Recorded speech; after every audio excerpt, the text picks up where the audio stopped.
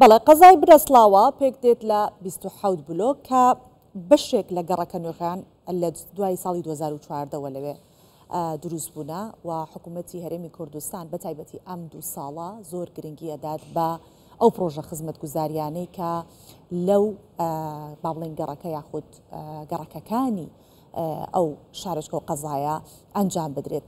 لەگەڵ میوانمان جوان ڕەفیق قایمقامی قەزای دەشتی هەولێر گفتوگۆکەین سەبارەت بە پرۆژە خزمەتگوزاریەکان بە گوژمەی چەندێک پرۆژەی بۆ پرۆژەکان گوژمەی چەندێک تەرخان کراوە، چەندێکی جێبەجێ کراوە، چەندێکی ماوە و هەروەها ئەو پرۆژانش کە ئێستا کۆتایی پێهاتۆ و خزمەت بە هاوڵاتیانە گەێنێت کامانن. خات و جوان وەڵامدەری ئەو پرسیارانەمانە بێت. ئەم کاتتان باش خات و جوان، پێش هەموو شتێک با بزانین بۆچی کابینەی نوێم زۆرترین پرۆژە لە بنەسڵاوە جێبەجێ دەکات. بە خۆشحاڵیەوە ئەتوانین بڵین لە مەیانەی دەست بەکاربوونی کابینەی نۆیم زۆرترین پرۆژەی خزمەتگوزاری بۆ بنەسڵاوە وەکو مەرکەزی قەزا و هەروەها هەردوو ناحیەکان کە سەر بە قەزای بنەسڵاوان دارەتوو کەس نەزان لە مەیانەی جێبەجێکردندان و زۆربەشی تەواو کراوە. هەندێک پرۆژەی استراتیجیش هەیە کە لە سنوورەکە بەگشتی و لە بواری جێبەجێکردندایە. زیاتر پرۆژەکان ئێمە کە گرنگیمان پێداوە پرۆژەی ژێرخانی دروستکردنی شارەکەیەواتە پرۆژەکانی ئاوەڕۆ و ڕێگەوبانەکان کە بەشی شێریان بەرکەوتووە لە پرۆژەکانی ساڵانەمان کە ئێمە بەرزی دەکەینەوە بۆ جێبەجێکردن. نزیکی 13 ملیار دینار تەنها لە سنتەری قەزا تا ئێستا خەرج کراوە بۆ ڕێگەوبان و ئاوەڕۆ و باخچە و سەوزایی دوورگە ناوەندیەکان و هێشتاش ماوە بەردەوامە لە کارکردندا و بۆ ساڵی 2024-2025 زۆر پرۆژەی ترکە تەواو نەکراون هێشتا بۆ گەڕەکە نوێیەکان وەک گەڕەکی تەعجیل و گەڕە سۆر و ئەو گەڕەکانەی کە لەم ئەخیرانە دروستکراون داخڵ کراون بۆ ئەوەی دروست بکرێن. زۆر باشە. خات و جوان جەنابەت لە لێدوانێکتا لە ساڵی پار ئاماژە بۆ ئەوکەیت کە ئەو پرۆژانەی کە یاخود ئەو پلانانەی کە بۆ پرۆژەکان دانراون بۆ ساڵی 2024 چاوەڕوانی ئەوە ئەکەن پێشبینی ئەکەن کە بڕی 15 ملیار دینارتان بۆ تەرخان بکرێت و ئێستا لەناو ئەو راپۆرتەی کە پێکەوە بینیمان ئاماژە بۆ دراوە کە زیاتر لە 13 ملیار پارەی بۆ تەرخان کراوە. خودی جەنابیشت ئێستا ئاماژەت پێدا. ئەمە واتای چی ئەگەنێت؟ ئەو ڕێنجەی کە دانرابوو 15 ملیار ئێستا ژمارەیەکە کە زۆر نزیکە لەو ڕێنجە واتە هیچ کێشە و گرفتێک بۆ خەرجکردنی ئەو بڕەپارێنی. ئەمە واتای چی ئەگەێنێت؟ بۆچی لە هەموو ناوچەکانی دیکە بنەسڵاوە بەم شێوەیە گرنگی پێدرێت و پارێکی باشیشی بۆ سەرف کراوە؟ بە حکمی ئەوەی قەزای بنەسڵاوە ئەتوانین بڵین هەر قەزایە و تایبەتمەندیەکی هەیە. مەسەن ئەتوانین بڵین شەقڵاوە تایبەتمەندیەکەی ئەوەیە کە گەشتیاریە، خەبات ئەتوانین بڵین زیاتر پیشە سازیە، بەڵام قەزای بنەسڵاوە زیاتر شوێنی نیشتەجێبوونە. یعنی هاوڵاتی دەوروبەر زۆر لە سنووری ئێمە نیشتەجێن،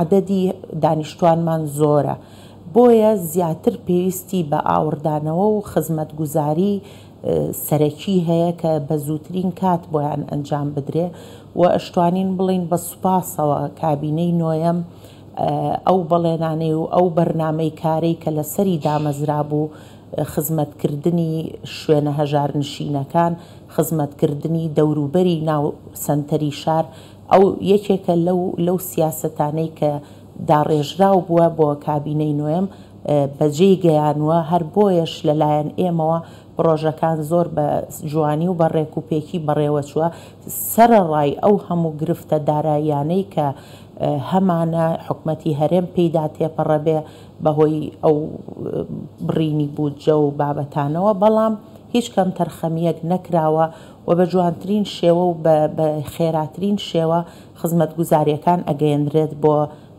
سنتەری قەزا و هەروەها بۆ ناحیەکانیشمان لەوێش چەندین پرۆژەی خزمەتگوزاری زۆر گرنگ ئەنجام دراوە لە ڕووی ڕێگەوبان، لە ڕووی ئاوەڕۆ، لە ڕووی چاکردنی شتۆڕی ئاو چاکردنی کێشەی گرفت و کێشەکانی ئاو کە بەردەوام تووشی سنوورەکە بێ بەهۆی دابەزینی ئاستی ئاوی ژێرزەویەوە.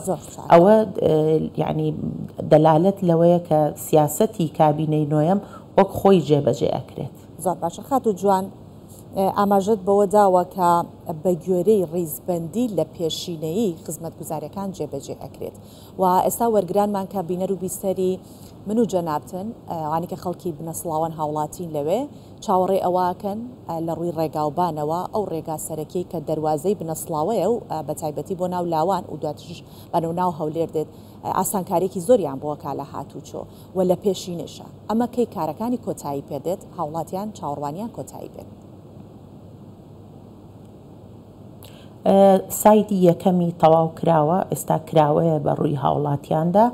سایدی دووەمیشی کە لە بەرنامەی بڵین ئەم ساڵە هەبووە داخڵ بکرێ بەڵام ئێمە توانیومانە کە ڕەزامەندی سەرۆکایەتی ئەنجومەنی وەزیران وەربگرین کە بە زووترین کات ئیشەکانی جێبەجێ بکرێ و مقاول دەست بەکار ببێت. احتیمال هەیە لەم چەند ڕۆژی داهاتووە مقاول دەست بکات بە مەرحەلەی قیرکردن. ئێستاوا ڕێگاکان ڕێگە خرێتەوە و بڵین تەبەقەی چینی مکەسەر و بابەتە هونەریەکانی تر کە من زیاتر نامێ بچمە تەفاسیلەوە جێبەجێ ئەکرێت و دوای ئەوەش یەکسەر قیرەکە دەست پێکرێ. یعنی احتیمالە بۆ پێش وەرزی زستان قیری سایدی دووەمیش تەواو بکرێت. زۆر باشە.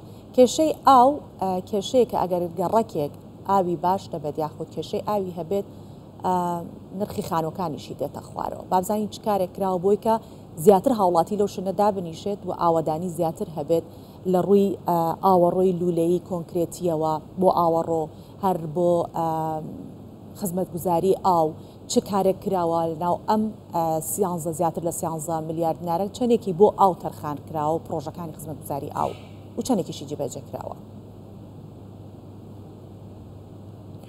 طبعا ئێمە بەداخەوە سنووری قەزای بنەسڵاوە یەکێکە لەو زۆنانەی کە مەترسی دابەزینی تەواوی ئاوی ژێرزەوی لێیە و هەروەها ناحەی دارەتوش بە شێوەیەکی گشتی.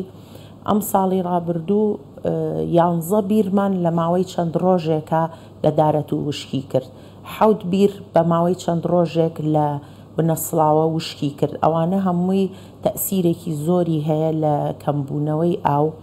بەڵام لەگەڵ ئەوەشدا چۆن بیر وشکی کردووە لەگەڵ ئەوە بیری نوێ لێدراوەتەوە و توانراوە تا حەدێکی باش کێشەکان چارەسەر بکرێ، شەبەکەی ئاوەکان ئەوەی خەلەلی هەبێ نۆژەن بکرێتەوە و بۆ پرۆژەی ساڵی داهاتوش ئینشاءالله احتیمالە ئەو پرۆژانەی کە ئاوی ئیفراز زیاتر بگات بە سنووری ئێمەش ئەو کاتە چارەسەری مشکلەکان باشتر ئەبێت. چونکە لێدانی بیر باوەڕ ناکەم چارەسەر بێ بۆ گرفتی کەم ئاوی.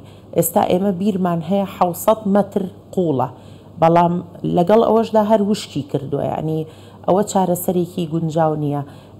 تەڕح کراوەکەوە خەتێکی ئاوی ئیفراز بێتەوە بۆ ئەم سنوورانەش کۆنتترۆل بکات تاوەکو کێشەکان بە تەواوەتی بنبڕ بکرێ و ڕێک بخرێتەوە.